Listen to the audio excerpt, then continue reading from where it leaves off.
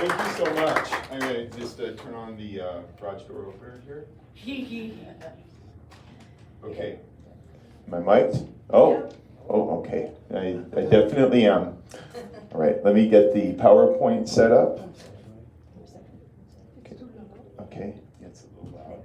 And then we'll maximize, I'll go in there and maximize the PowerPoint real quick. See you in a minute. Okay, so this is our mouse. We're going to maximize this. And then we're going to do slideshow from beginning. There we go. Okay, I teach junior college, so I'm used to this now, but it took a while. So anyway, thank you for having me. It's a delight to be here. Thank you so much. That sounds like the ending, but it's not. I'm just beginning. So anyway, I'm going to talk. I have a talk that's in two parts. So I'm going to talk a little bit about the architecture of the New Thought movement. New Thought, of course, being kind of what led to Center for Spiritual Living, some of the antecedents, and then I'm going to talk about everything else, and then you'll see what I mean in just a second. So, of course, I'm assuming most of us are familiar with what New Thought is. The advent of this in the 19th century by Phineas Quimby, who believed in the power of mind as the reality of the mind, and mind as a healing tool and as a form of truth above a lot of other things that a lot of other people assumed were truth, and its ability to heal. So I'm not going to go into the whole history of New Thought, but I will say that one of his primary students was Mary Baker Eddy, who of course started the Church of Christian Science. And this is where we will kind of begin our talk, our 20-minute talk. So, and I'll talk about why I think architecture is interesting at the beginning of part 2. So I'm going to go over some early New Thought architecture. Here's some of which may be familiar, some of which maybe not. This is the Mother Church in Boston for Christian Science at the right. So those are the buildings at the right. There's actually 2 churches. If you look in the front, there's a little tower, and then that's all an addition in the background. Because I'm focused on Southern California, I want to talk about the examples here. This is the First Church of Religious Science at the bottom right by Elmer Gray from 1912. That style is called Romanesque.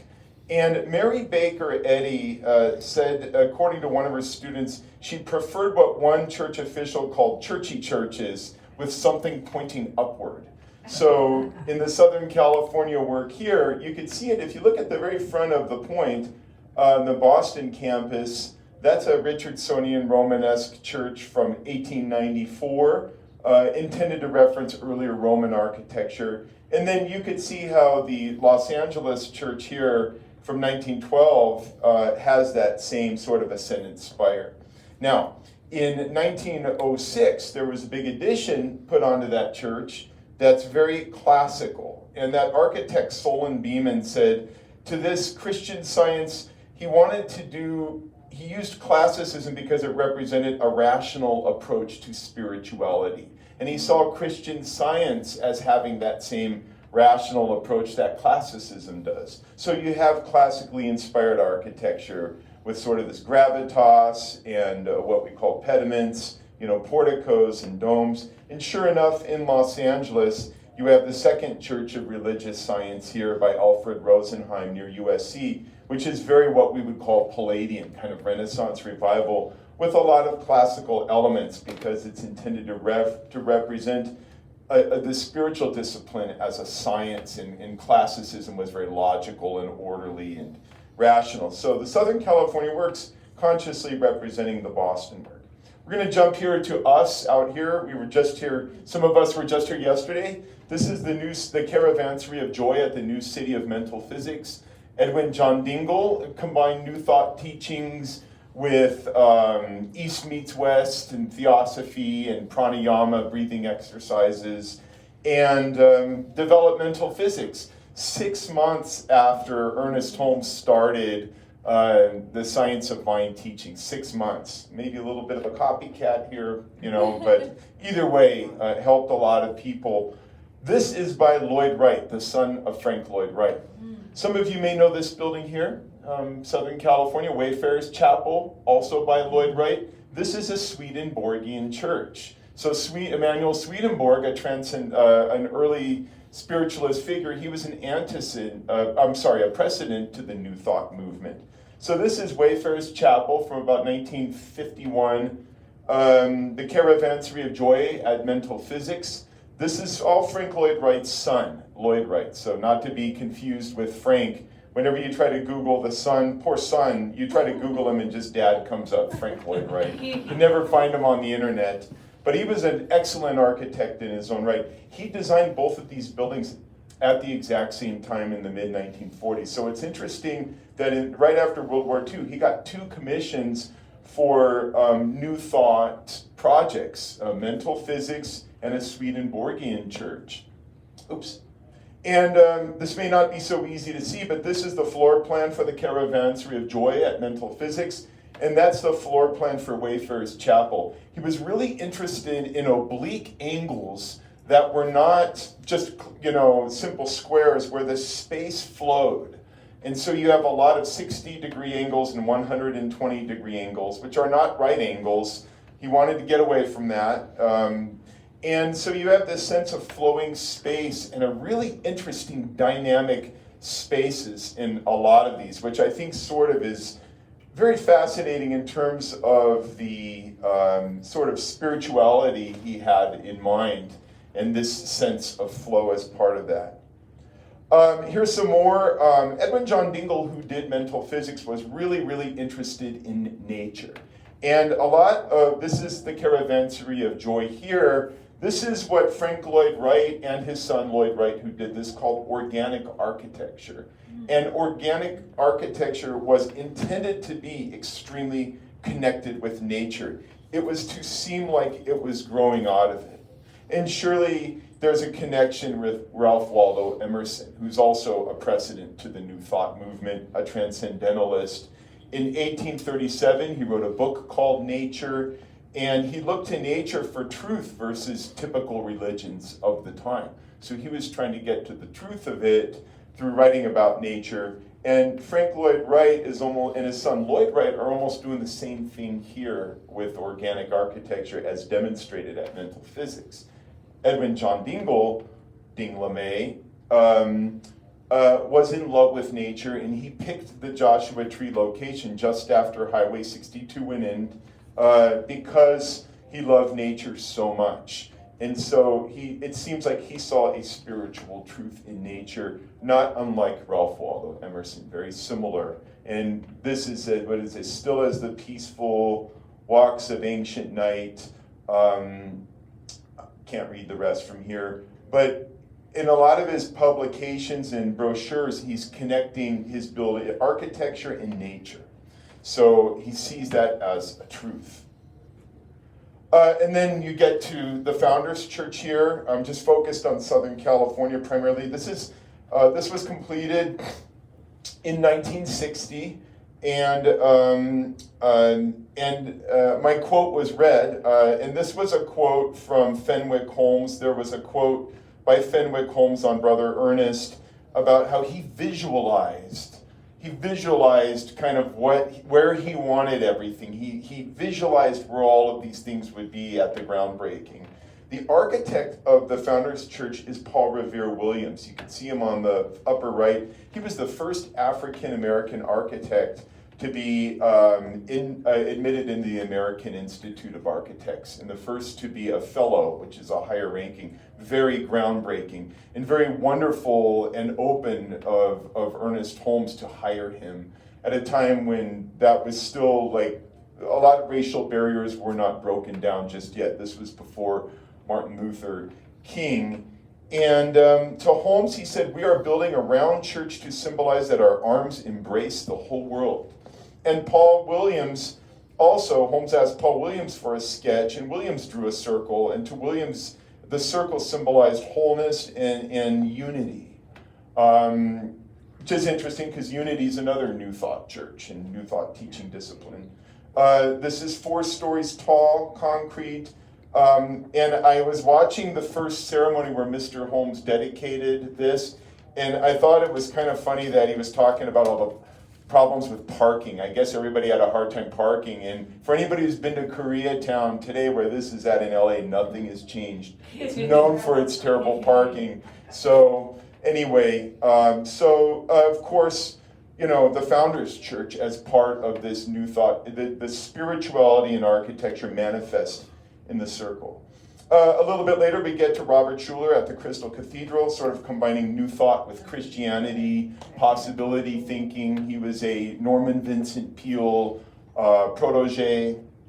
And this is by Philip Johnson, a very famous architect, and John Berge. From 1980, it was opened. This space is open to the outside. There's mirror glass on the outside, but it's intended to let the light in. Schuller also loved nature. He liked the outdoors. He wanted to bring that into, connect people with nature. You got to start speaking on the top of a drive-in. So, you know, that's outdoors too. And what was very important, you know, early on in televangelism. And you have this space. Also, there's an earlier building on his campus by Richard Neutra, who's an early Southern California modernist, who believed in this idea of biorealism. And connecting humans to nature would be healing for them.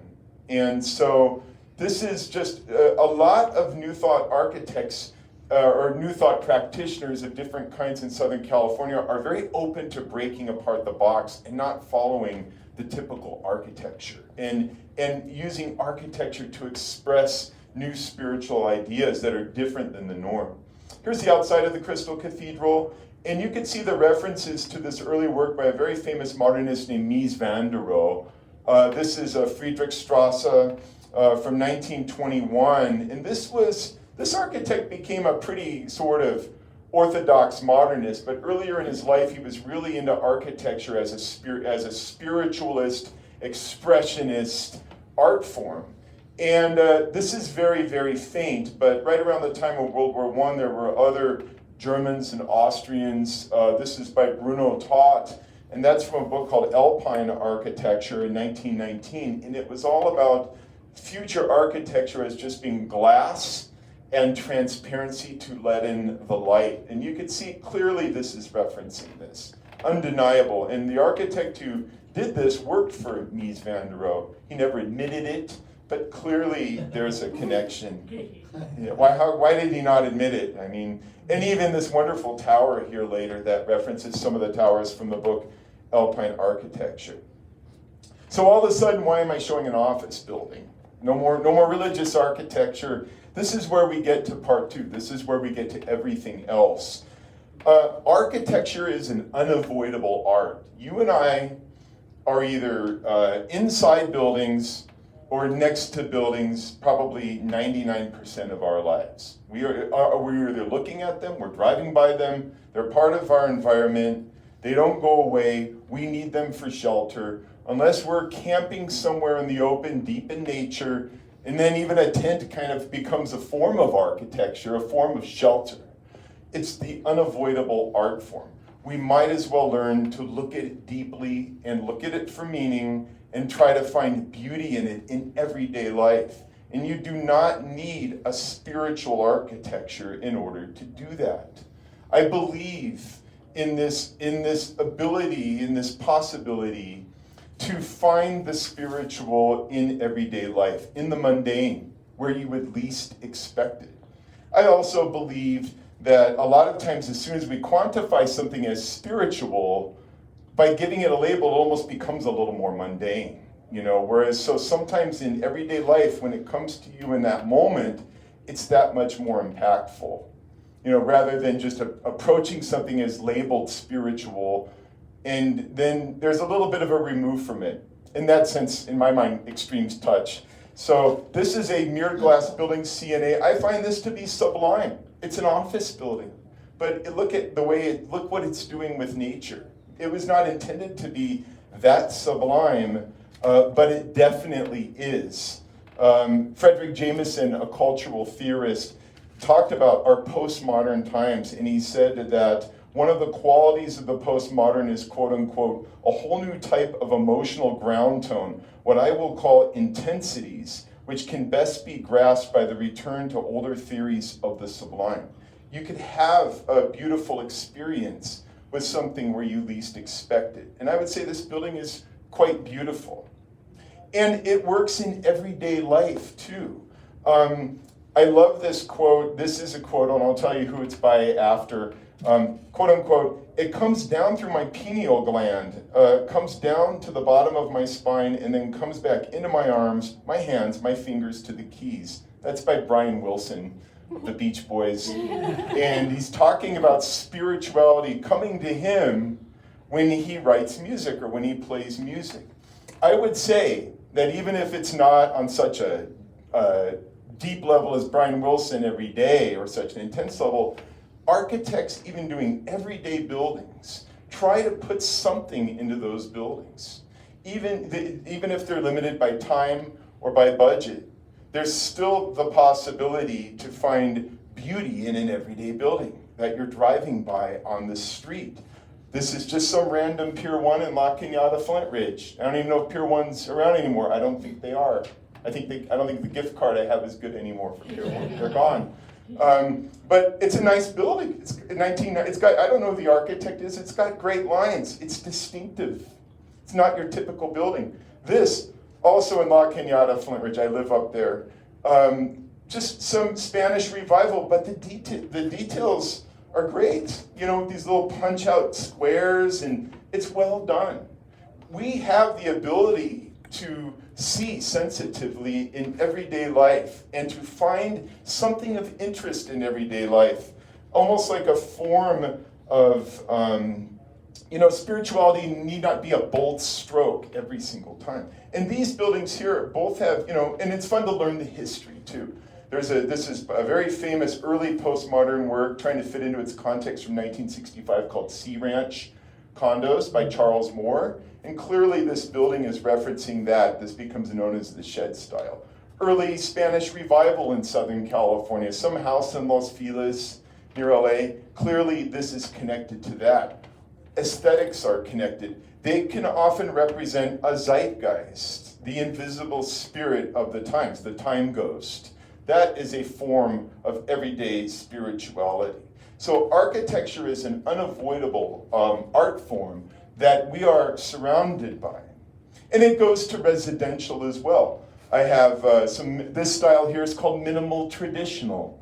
We see these everywhere. They're telling, but they're charming. They're charming at the same time. This started in the 1930s after the FHA, the Federal Housing Administration, wanted to make really nice make affordable housings for Americans toward the end of the Great Depression. They often referenced earlier traditional styles, the ranch styles. A lot of us probably grew up in these houses. I did. Not one that nice, but kind of like smaller, sprawling, low slung. And there's an intention. This was meant to represent informal, relaxed Western living, casualness, easygoing, not so symmetrical or classical. And here's an example of a ranch house just in real life and a minimal traditional in real life. You'll never know what you're going to see off the side of the road. So there's your building there. And your building here, this is what is it, 1955? Between 46 and 55. And this would be a combination of the last two styles. And I have to write about these buildings all the time for work, minimal traditionals and ranch. This one's right between the two styles, and I've always referred to this as minimal traditional ranch transitional. So that's the style of your building. It's yours. It's a beautiful building. I love the original windows, the weeping mortar on the brickwork, the fact that this is not stucco. Beautiful, there's thoughtful details that over time start to disappear. And then we bring ourselves inside the room of this building to where we are now. And we go back to that quote.